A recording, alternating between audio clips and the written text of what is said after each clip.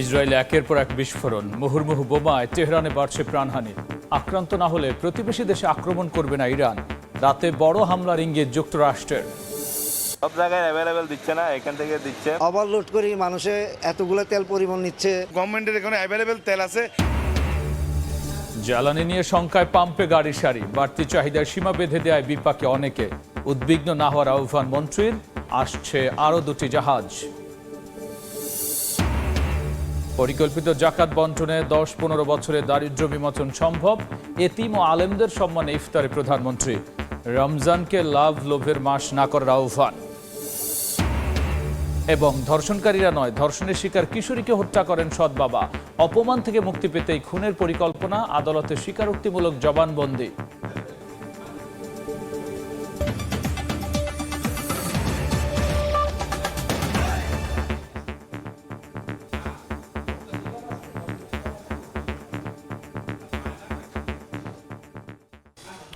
জনপদের সময় সঙ্গে আছি আমি গোলাম রাব্বি। ইসরায়েলে নতুন করে ক্ষেপণাস্ত্র হামলা চালিয়েছে ইরান। উপসাগরীয় দেশগুলোতেও আক্রমণ অব্যাহত রেখেছে দেশটি। এদিকে তেহরানের বিমানবন্দর সহ সরকারি বিভিন্ন স্থাপনায় ব্যাপক হামলা চালিয়েছে তেল আবিব। প্রতিবেশী দেশ থেকে হামলা না হলে পাল্টা আক্রমণ না করার ঘোষণা দিয়েছেন ইরানের প্রেসিডেন্ট। রাতে ইরানে ভয়াবহ বোমা বর্ষণের ইঙ্গিত দিয়েছেন মার্কিন অর্থমন্ত্রী। শনিবার ভোরে রাজধানী তেল আবিব সহ ইসরায়েলের মধ্যাঞ্চলে নতুন করে দফায় দফায় ক্ষেপণাস্ত্র ছোড়ে ইরান। বেজে ওঠে সতর্কতামূলক সাইরেন। ক্ষেপণাস্ত্র হামলা প্রতিহতে ইসরায়েলি আকাশ প্রতিরক্ষা ব্যবস্থা কাজ করছে বলে জানিয়েছে আইডিএফ। হামলা অব্যাহত রয়েছে কাতার, বাহরাইন, সৌদি আরব সহ উপসাগরীয় দেশগুলোতেও। তেল ক্ষেত্র ও বিমান ঘাঁটিতে ড্রোন ও ক্ষেপণাস্ত্র হামলা ঠেকানোর দাবি করেছে সৌদি আরব। তবে প্রতিবেশী দেশগুলো থেকে হামলা না হলে ইরান সেখানে পাল্টা আক্রমণ চালাবে না বলে ঘোষণা দিয়েছেন প্রেসিডেন্ট মাসুদ পেজেশকিয়ান। দেশটির অন্তর্বর্তী নেতৃত্ব পরিষদ এই সিদ্ধান্ত নিয়েছে বলে জানান তিনি। গত কয়েকদিন হামলা চালানোর জন্য ক্ষমা চেয়েছেন পেজেশকিয়ান। এদিকে ইরানের আক্রমণের জবাবে দেশটিতে ব্যাপক হামলা চালিয়েছে ইসরায়েল যুক্তরাষ্ট্র। ইরানের বিমানবন্দর মেহরাবাদে নতুন করে হামলা চালানো হয়েছে। স্থানীয় সময় শুক্রবার হোয়াইট হাউসে আয়োজিত এক অনুষ্ঠানে ইরানের যোগাযোগ ব্যবস্থা ধ্বংসের দাবি করেন মার্কিন প্রেসিডেন্ট ডোনাল্ড ট্রাম্প। তাদের সেনাবাহিনী কার্যত ধ্বংস হয়ে গেছে, তাদের নৌবাহিনী নেই, যোগাযোগ ব্যবস্থা ধ্বংস, তাদের নেতারাও নেই, নেতৃত্বের 2 ধাপ ইতিমধ্যেই শেষ হয়ে গেছে।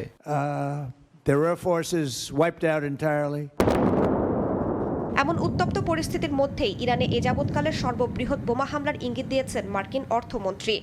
আমাদের সবচেয়ে বড় বোমা অভিযান হবে এবং আমরা ইরানের ক্ষেপণাস্ত্র লঞ্চারের ওপর সর্বাধিক ক্ষতি করার পরিকল্পনা করছি।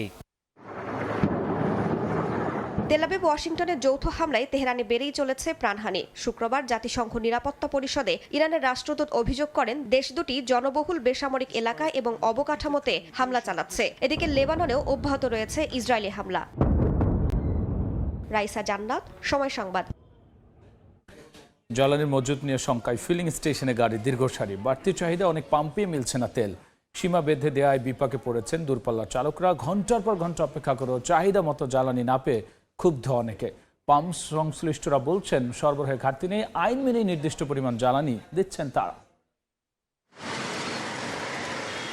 রাজধানীর বিজয় সরণি থেকে আসাদ গেট পর্যন্ত কয়েক কিলোমিটার লম্বা সারি, ব্যক্তিগত গাড়ি কিংবা মোটরসাইকেল। পেট্রোল পাম্প থেকে জ্বালানি সংগ্রহে ঘন্টার পর ঘন্টা অপেক্ষা। এখানে আছে 2 ঘন্টা সিরিয়ালে বসে। সাভারে গেছিলেন, ওখানে আর অনেক লম্বা সিরিয়াল, ওখানে দেখে তারপর আবার এখানে চলে এসেছি। মধ্যপ্রাচ্য সংঘাতকে কেন্দ্র করে সংকটের আশঙ্কায় জ্বালানি তেল বিক্রি সীমা বেঁধে দিয়েছে সরকার। জ্বালানি সংগ্রহের সময় চালক, পাম্প কর্মীদের সঙ্গে হচ্ছে বাকবিতণ্ডাও। তবে আইন মেনেই নির্দিষ্ট পরিমাণ জ্বালানি দিচ্ছে পাম্পগুলো। এখনো পাম্পে যাইতে পারি নাই, ওনারা শুনছি যে 1500 টাকার তেল দিচ্ছে। যাই দেয় তার উপরে আমরা নির্ভর করতে হবে। সংকট হবে না হবে এটা এই দেশে বলা যায় না, কারণ এই দেশে হুজুগে বাঙালি। এদিকে বিক্রি সীমার কারণে দূরপাল্লার চালক যেমন চাহিদা মতো জ্বালানি পাচ্ছেন না, তেমনি সরকারি হিসাবের জ্বালানি পেতেও সময় লাগছে কয়েক ঘন্টা। 2টা স্টেশনে গেছে, তার তেল নাই তাই বলছে। ফকিরা পুলিশ স্টেশন, ওইখানে গিয়ে আসলে খুব হয়রানির শিকার হয়েছে, আমাদের ঢুকতে দেয়নি। রাজধানীর শাহবাগ, পরিবাগ, তেজগাঁও ও নীলক্ষেত এলাকায় ফিলিং স্টেশনগুলোতেও যানবাহনের ভিড়ে সংলগ্ন সড়কগুলোতে তৈরি হয়েছে তীব্র যানজট। সেই সকাল 7টা থেকেই মানুষ তারও আগ থেকে আসতেছে, কিন্তু লাইন কোনোভাবেই কমানো সম্ভব হচ্ছে না। এদিকে ঢাকার বাইরেও পাম্পগুলোতে দেখা যাচ্ছে দীর্ঘ লাইন। কোনো কোনো পাম্পে সীমিত করা হয়েছে বিক্রি, আবার জ্বালানি সংকটে বন্ধ করা হয়েছে অনেক পাম্প। ওনারা তো বলছে ওনাদের স্টক শেষ, সারা রাত ওনারা তেল দিয়েছে। সব জায়গায় অ্যাভেলেবেল দিচ্ছে না, এখান থেকে দিচ্ছে। ওভারলোড করি মানুষে এতগুলো তেল পরিমাণ নিচ্ছে, এটা বলার বাইরে। গভর্নমেন্টের এখানে অ্যাভেলেবেল তেল আছে, গাড়ি জাহাজও আসতেছে ইনশাআল্লাহ। সংকটকে পুঁজি করে জ্বালানি তেল পাচার রোধে সীমান্ত এলাকায় টহল ও তল্লাশি জোরদার করেছে বিজিবি। দেশে জ্বালানি পর্যাপ্ত মজুদ থাকায় আতঙ্কিত না হওয়ার আহ্বান জানিয়েছে সরকার। তোফাজ্জল হোসাইন, সময় সংবাদ, ঢাকা। পর্যাপ্ত মজুদ থাকায় জ্বালানি তেল নিয়ে শঙ্কিত হওয়ার কিছু নেই। সোমবার 2টি জাহাজ আসছে বলে জানিয়েছেন বিদ্যুৎ ও জ্বালানি মন্ত্রী। চলতি মাসে আরও বেশ কয়েকটি চালান পাইপলাইনে আছে বলেও জানান তিনি। সংকট এড়াতে বিকল্প উৎসেও সরকার নজর রাখছে বলে জানান নীতি নির্ধারকরা। মধ্যপ্রাচ্যে সংঘাতের জেরে সংকট হতে পারে দেশেও, এমন শঙ্কায় জ্বালানি তেল নিয়ে হুলস্থুল কাণ্ড দেশ জুড়ে। বাড়তি তেল নেয়ার প্রবণতায় কোথাও কোথাও বন্ধই হয়ে গেছে ফিলিং স্টেশন। জ্বালানি তেলের প্রাপ্যতা নিয়েও জনমনে নানা প্রশ্ন। মাঠের পরিস্থিতি যখন এমন, তখন অভয় দিয়ে সরকার বলছে তেলের মজুদ নিয়ে কোনো শঙ্কা নেই। সূত্র জানাচ্ছে এখনও ডিজেলের মজুদ আছে 15 দিনের মতো। ফার্নেস ওয়েল চলবে আরও 50 দিন। চলতি মাসে পাইপলাইনে আছে বেশ কিছু চালান। সোমবার দেশে নোঙ্গর করবে তেলবাহী 2টি জাহাজ। এছাড়া মাসের শেষ দিকে আরও 3টি চালানে প্রায় 1 লাখ টন ডিজেল ও 20,000 টন জেট ফুয়েল আসার কথা। শনিবার দুপুরে প্রধানমন্ত্রীর কার্যালয়ে সরকার প্রধানের কাছে সার্বিক জ্বালানি পরিস্থিতি অবহিত করেন সংশ্লিষ্ট মন্ত্রী, প্রতিমন্ত্রী সহ শীর্ষ কর্মকর্তারা। পরে জ্বালানি মন্ত্রী সাংবাদিকদের বলেন, আতঙ্কগ্রস্ত হওয়ার কিছু নেই। আমার মজুদ আছে, কিন্তু ওই যুদ্ধ কবে থামবে কেউ তো আমরা জানি না। তা আগে থেকে আমার ঘর ঠিক করতে হবে না, সঞ্চয়তে রাখতে হবে না? সেই জন্য আমরা এই সঞ্চয়টা করছি। আমাদের আরও 2টো ভ্যাসেল আসছে 9 তারিখে, সুতরাং আমাদের যে শর্টেজ পড়ার কোনো সুযোগ নাই। সংকট এড়াতে বিকল্প উৎসে সরকার নজর রাখছে বলেও জানাচ্ছেন নীতি নির্ধারকরা। আমাদের এলএনজি, এলপিজি সকল ধরনের তেলের পর্যাপ্ত মজুত রয়েছে এবং আগামী দিনগুলোতে যেন কোনো সংকট না ঘটে সে কারণে আমরা বিকল্প উৎস থেকে আমরা কাজ করছি। ফিলিং স্টেশনগুলোতে তেল কেনা বেচায় অনিয়ম ঠেকাতে রোববার থেকে ভ্রাম্যমাণ আদালত মাঠে থাকবে বলেও জানান মন্ত্রীরা। ফারুক ভিয়া, রবিন, সময় সংবাদ, ঢাকা। দারিদ্র্য বিমোচনে জাকাত ব্যবস্থাকে রাষ্ট্রীয়ভাবে কাজে লাগাতে চান প্রধানমন্ত্রী তারেক রহমান। সন্ধ্যায় রাষ্ট্রীয় অতিথি ভবন যমুনা ইফতার অনুষ্ঠানে তিনি বলেন, পরিকল্পিত জাকাত বন্টনে 10 থেকে 15 বছরে দারিদ্র্য বিমোচন করা সম্ভব। রমজানকে লাভ লোভের মাস বানিয়ে মানুষকে কষ্ট না দেওয়ার আহ্বান সরকার প্রধানের। দেশের বিশিষ্ট আলেম, ইসলামী চিন্তাবিদ ও এতিম শিশুদের সঙ্গে ইফতার আয়োজনে প্রধানমন্ত্রী। শনিবার সন্ধ্যায় রাষ্ট্রীয় অতিথি ভবন যমুনায় আমন্ত্রিতদের সঙ্গে কুশল বিনিময় করেন তারেক রহমান। দারিদ্র্য বিমোচনে জাকাত ব্যবস্থাকে ঢেলে সাজানোর কথা উল্লেখ করে সরকার প্রধান বলেন, প্রতি বছর হতদরিদ্র 5 লাখ পরিবারকে 50,000 থেকে 1 লাখ টাকা জাকাত দেওয়ার চিন্তা করছে সরকার। হতদরিদ্র পরিবারগুলোকে চিহ্নিত করে প্রতি বছর পর্যায়ক্রমে 5 লক্ষ পরিবারকে আমরা 50,000 টাকা থেকে 1 লক্ষ টাকা জাকাত দিতে পারি। আমি ব্যক্তিগতভাবে বিশ্বাস করি এসব পরিবারগুলোর মধ্যে বেশিরভাগ পরিবারগুলোকে হয়তো পরের বছর আর জাকাত নাও দিতে হতে পারে। রমজানকে লাভ লোভের মাস বানিয়ে মানুষকে কষ্ট না দেওয়ার আহ্বান জানান তারেক রহমান। পবিত্র রমাদান ত্যাগ এবং সংযমের মাস, রহমত, বরকত, সংযমের মাস। অথচ অপ্রিয় হলেও সত্য, রমাদান মাসকে আমাদের ভেতরে কেউ কেউ লাভ লোভ মাস হিসাবে বানিয়ে ফেলে। পবিত্র রমাদান মাসেও যারা অশুদ্ধ পন্থা অবলম্বন করছে, আপনাদের প্রতি আমার বিনীত আহ্বান, অনুগ্রহ করে আপনারা মানুষকে কষ্ট দেবেন না। জনগণের কল্যাণে সরকারের প্রতিটি কর্মসূচি ঠিকভাবে বাস্তবায়নে সৃষ্টিকর্তার কাছে দোয়া প্রার্থনা করেন প্রধানমন্ত্রী। তুষার আহমেদ ইমন, সময় সংবাদ, ঢাকা। জনপদের সময় আরও থাকছে। কক্সবাজারে চাঁদা না দেয়ায় ব্যবসায়ীকে ছুরিকাঘাতে হত্যা। ঘটনার পর থেকে পলাতক অভিযুক্তরা। গ্রেফতারে অভিযানে নেমেছে পুলিশ। সংসদে অতীতের খারাপ সংস্কৃতি থেকে বেরিয়ে আসতে চায় বিএনপি সরকার। গুলশানে দলীয় এমপিদের কর্মশালার এক পর্যায়ে স্বরাষ্ট্রমন্ত্রী বলেছেন, জনপ্রত্যাশা পূরণে দেয়া হচ্ছে প্রশিক্ষণ। আর প্রথা অনুযায়ী প্রথম অধিবেশনে রাষ্ট্রপতির ভাষণের সব প্রস্তুতি সম্পন্ন হয়েছে বলে জানান তথ্যমন্ত্রী। ত্রয়োদশ সংসদে বিজয়ী 296 সংসদ সদস্যের মধ্যে 219 জনই নতুন। আর বিএনপি থেকে নির্বাচিত হয়ে প্রথমবারের মতো সংসদে যাচ্ছেন 146 এমপি। সংসদের কার্যপ্রণালী ও বিধিবিধান সম্পর্কে ধারণা দিতে 2 দিনের কর্মশালায় শেষ দিনে অংশ নেয় ঢাকা, ময়মনসিংহ ও ফরিদপুর বিভাগের এমপিরা। মাননীয় সংসদ সদস্য প্রশিক্ষণের এক পর্যায়ে স্বরাষ্ট্রমন্ত্রী সালাউদ্দিন আহমদ বলেন, পুরনো সংস্কৃতি থেকে বের হয়ে আসতে চায় বিএনপি সরকার। ভবিষ্যৎ পার্লামেন্ট সেশন দেখে জাতি অনেকটা আশ্বস্ত হবে যে এইরকম একটি পার্লামেন্ট তারা দেখতে চেয়েছিলেন, যাতে অতীতের ব্যাড কালচার যেগুলো হয়েছে, যেগুলো ব্যাড প্রেসিডেন্ট সৃষ্টি হয়েছে পার্লামেন্ট সম্পর্কে এবং মানুষের যে নেতিবাচক ধারণা সৃষ্টি হয়েছে, এগুলো সব মানুষের মন থেকে আমরা মুছে দেব। বিএনপি একটি কার্যকর সংসদ উপহার দিতে চায় উল্লেখ করে নতুন এমপিরা বলেন, জনগণের প্রত্যাশা অনুযায়ী কাজ করতে প্রতিশ্রুতিবদ্ধ তারা। আর তথ্যমন্ত্রী জানান, রেওয়াজ অনুযায়ী প্রথম অধিবেশনে রাষ্ট্রপতির ভাষণের জন্য সব প্রস্তুতি সম্পন্ন। একটা কার্যকরী সংসদের ব্যবস্থা প্রতিষ্ঠা করতে পারি সে বিষয়ে আমরা আমাদের মাননীয় এমপি মহোদয়দেরকে পরামর্শ বিনিময় করছি। আমাদের দেশের সংসদীয় ব্যবস্থা অনুযায়ী সংসদের প্রথম অধিবেশনে রাষ্ট্রপতি বক্তব্য দিবেন, এ ব্যাপারে সমস্ত প্রস্তুতি সম্পন্ন হয়ে গেছে। বিকেলে কুমিল্লা, চট্টগ্রাম ও সিলেট অঞ্চলের সংসদ সদস্যদের প্রশিক্ষণের মধ্য দিয়ে শেষ হয় বিএনপির বিশেষ এই কর্মশালা। ইমরুল হাসান, সময় সংবাদ, ঢাকা। নরসিংদীতে ধর্ষণকারীরা নয়, ধর্ষণের শিকার কিশোরীকে হত্যা করেন তার সৎ বাবা। অপমান থেকে মুক্তি পেতে মেয়েটিকে খুনের পরিকল্পনা করেন তিনি। এরই মধ্যে আদালতে জবানবন্দিও দিয়েছেন সৎ বাবা আশরাফ আলী। নরসিংদীতে কিশোরীকে ধর্ষণ ও হত্যার ঘটনা নিল নতুন মোড়। ধর্ষকেরা নয়, সৎ বাবাই খুন করেন মেয়েকে। শনিবার দুপুরে সদর থানায় সংবাদ সম্মেলনে এ তথ্য জানান পুলিশ সুপার। বৃহস্পতিবার বিকেলে মাধবদী থেকে সন্দেহের তালিকায় থাকা সৎ বাবা আশরাফ আলীকে জিজ্ঞাসাবাদের জন্য থানায় নেওয়া হয়। এই সময় বেরিয়ে আসে চাঞ্চল্যকর তথ্য। 10 ফেব্রুয়ারি মেয়েটি ধর্ষণের শিকার হওয়ার পর বিচারসহ নানা কারণেই সৎ মেয়ের উপর ক্ষিপ্ত হওয়ার কথা জানান আশরাফ আলী।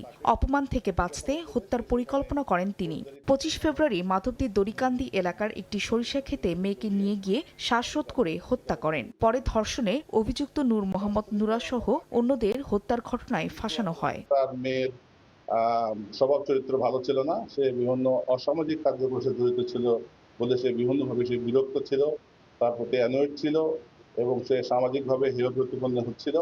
বিধায় সে একাই সে প্ল্যান করে যে মেয়েটাকে সে মেয়ের দুনিয়া থেকে সরে দিবে। এর আগে কিশোরীকে ধর্ষণের পর হত্যার মামলায় নূর মোহাম্মদ নুরা সহ 9 জনের বিরুদ্ধে মামলা করা হয়। গ্রেফতার করা হয় 8 জনকে। তারা এখন 8 দিনের রিমান্ডে আছেন। সময় সংবাদ, নরসিংদী। জনপদের সময়ে আরও থাকছে ছুটির দিনে জমজমাট পাপেট শো, গল্প বলার আসরে উচ্ছ্বসিত শিশুরা, ক্ষুদে পাঠকদের নিয়ে অমর একুশে বইমেলায় অভিভাবকরা। নরসিংদীর পলাশ উপজেলা স্বাস্থ্য কমপ্লেক্সে আকস্মিক পরিদর্শনে গিয়ে নির্ধারিত সময়ে অর্ধেকেরও বেশি ডাক্তারকে অনুপস্থিত পেয়েছেন স্বাস্থ্যমন্ত্রী সর্দার সাখাওয়াত হোসেন বকুল। পরে কম্পাউন্ডে বসেই ডাক্তারদের জন্য অপেক্ষা করেন তিনি। শনিবার সকাল 8:30টায় নরসিংদীর পলাশ উপজেলা স্বাস্থ্য কমপ্লেক্স পরিদর্শনে যান স্বাস্থ্যমন্ত্রী। এ সময় তিনি জানান, পলাশ উপজেলা স্বাস্থ্য কমপ্লেক্সে 21 জন ডাক্তার দায়িত্বরত, উপস্থিত পেয়েছেন মাত্র 8 জনকে, যা অত্যন্ত দুঃখজনক। পরে স্বাস্থ্য বিভাগের কর্মকর্তাদের সঙ্গে আলোচনা সাপেক্ষে প্রয়োজনীয় ব্যবস্থা গ্রহণ করার কথা জানান তিনি।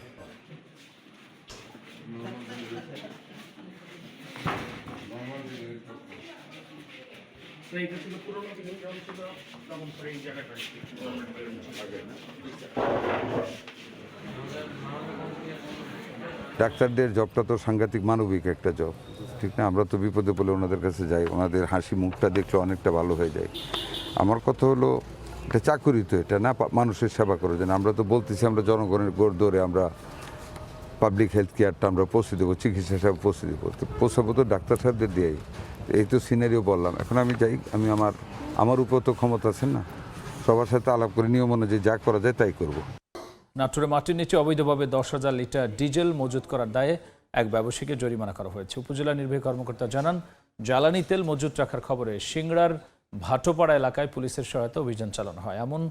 এ সময় বাঁশঝাড়ে মাটির নিচে পানির ট্যাঙ্কে 10,000 লিটার ডিজেল পাওয়া গেছে। এ ঘটনায় তেল ব্যবসায়ী রুবেল হোসেনকে 5,000 টাকা জরিমানা করেছে ভ্রাম্যমাণ আদালত।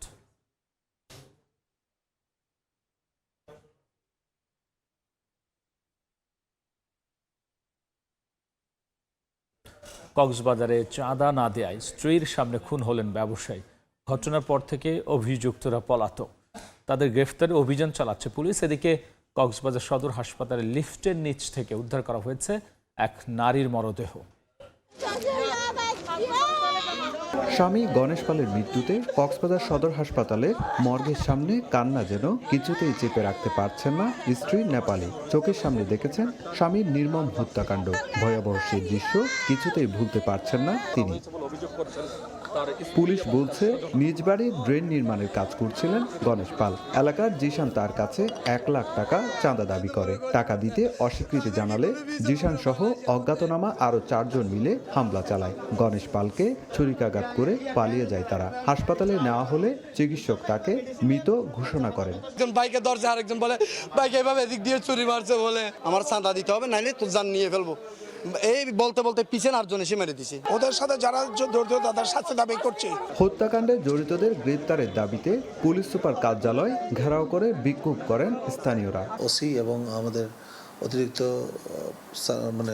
পুলিশ সুপার সদর সার্কেল দুজনেই বর্তমানে ঘটনাস্থলে আছেন এবং তারা এই বিষয়টার পুঙ্খানুপুঙ্খ তদন্ত করছেন আর আসামি ধরার কার্যক্রম অব্যাহত রয়েছে।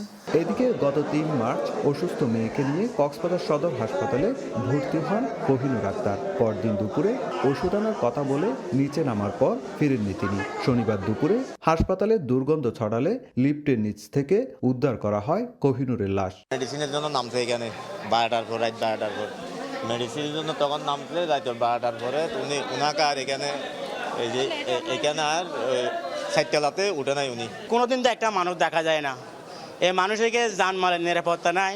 কোহিনুরের মৃত্যুর রহস্য উদ্ঘাটনে কাজ করছে পুলিশ। সিটিভি ফুটেজ দেখার পরে দেখা যায় যে কি উনি 4 তলায় থাকা অবস্থায় লিফটের দরজা এরকম খুলে ভিতরে ঢুকতে চান এবং ওখানে পা দেওয়ার সাথে সাথে নিচে পড়ে যান।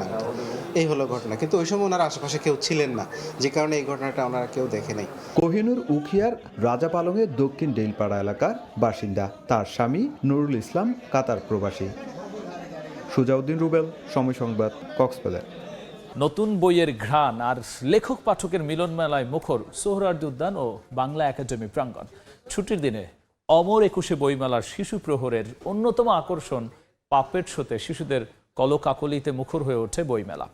এবার বইমেলা শুরু হওয়ায় পাঠক সমাগম কম। জনপদের সময়ের শীর্ষ সংবাদ জানিয়ে দিচ্ছি আরও একবার। ইসরায়েলে একের পর এক বিস্ফোরণ, মুহুর্মুহু বোমায় তেহরানে বাড়ছে প্রাণহানি। আক্রান্ত না হলে প্রতিবেশী দেশে আক্রমণ করবে না ইরান। রাতে বড় হামলার ইঙ্গিত যুক্তরাষ্ট্রের। সব জায়গায় অ্যাভেলেবেল দিচ্ছে না, এখান থেকে দিচ্ছে। ওভারলোড করে মানুষে এতগুলো তেল পরিমাণ নিচ্ছে। গভর্নমেন্টের এখানে অ্যাভেলেবেল তেল আছে।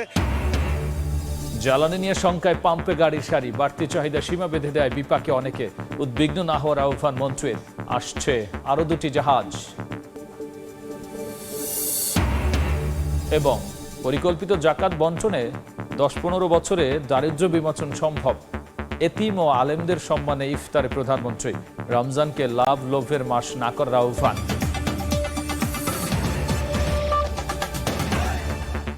এই ছিল জনপদের সময়। এরপর রাতের সময় নিয়ে আবারও আসছে কিছুক্ষণ পর। সঙ্গেই থাকুন সময়।